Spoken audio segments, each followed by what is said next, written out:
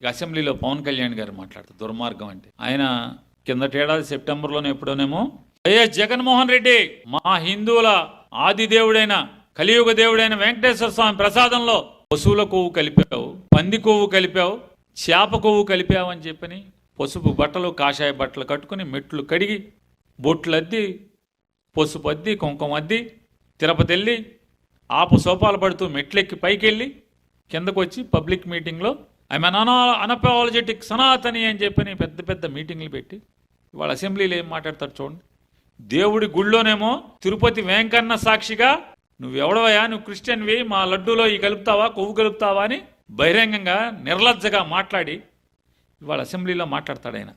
ఏమంటారు పవన్ కళ్యాణ్ గారు? నేను జగన్మోహన్ రెడ్డి గారు నేనేం అనలేదు, ఆయన ముఖ్యమంత్రి ఎట్ట కూర్చొని కలుపుతాడు, ఆయన ప్రభుత్వంలో టీటీడీ బోర్డుది బాధ్యత అన్నాను.